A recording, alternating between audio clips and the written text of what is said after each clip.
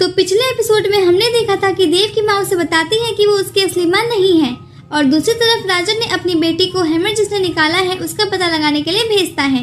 अब आगे इस पार्ट के स्टार्टिंग में हम देखते हैं कि देव उसकी माँ से कहता है कि वो कल ये गाँव छोड़कर टैंक पैलेस में जाएगा और उसकी माँ को वहाँ के सिंहासन पर बिठाएगा।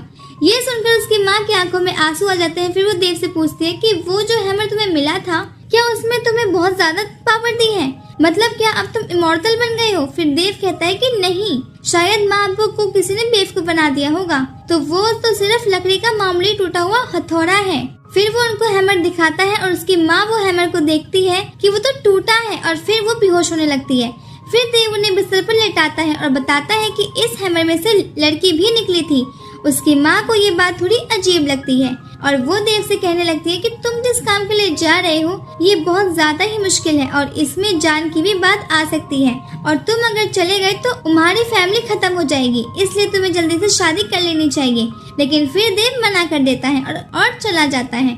फिर हम सुबह का सीन देखते हैं और जब देव अपने घोड़े पर बैठकर निकलने वाला है और अपनी माँ से कहता है कि मैं अच्छी खबर लूंगा, मेरा इंतजार करना, और फिर ये कहकर देव निकल पड़ता है। फिर हम देखते हैं कि देव की माँ कह रही है कि देख रही हो महारानी, हमारा बेटा कितना बड़ा हो गया है। फिर हम देव को देखते हैं और वो घोड़े पर जा रहा है और उससे आवाज आती है कि कोई लड़की कह रही है कि अच्छा तो तुम्हारी मम्मी चाहती है कि तुम्हारा एक बेटा हो। फिर देव घोड़े को रोक कर देखता है तो उसे पता चलता है कि ये उसी हैमर वाली गर्ल की आवाज थी।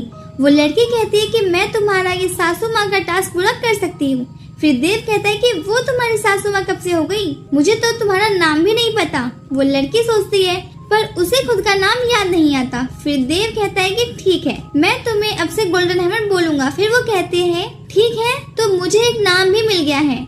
फिर अगले सीन में देव एक राज्य के पास पहुंचता है पर उसे बाहर ही वहां से सैनिक रोक लेते हैं और कहते हैं कि तुम कौन हो, तुम्हें पता नहीं कि ये 2 राज्यों की सीमा है। फिर देव वहां देखता है कि उस जगह का नाम ननवही है और बड़े कॉन्फिडेंट होकर कहता है कि इस राज्य के अंदर जाने से पहले तुम लोग मेरी शिंग शाओ से इमॉर्टल्स पावर के सामने अपने घुटने टेक दो। पर वो एक सैनिक दूसरे से कहता है कि पहले ही हमारा एक बंदा गायब है, इसलिए हमें इसे पकड़ लेना चाहिए जिससे कि हमारी सैलरी पर कोई फर्क ना पड़े। फिर देव उन सैनिक में से माफी मांगने को कहता है और वो सैनिक उसे ही पकड़ ले जाते हैं।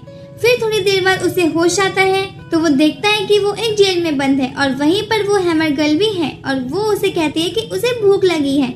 और फिर देव पूछता है कि लेकिन तुम उस हैमर से बाहर कैसे आई?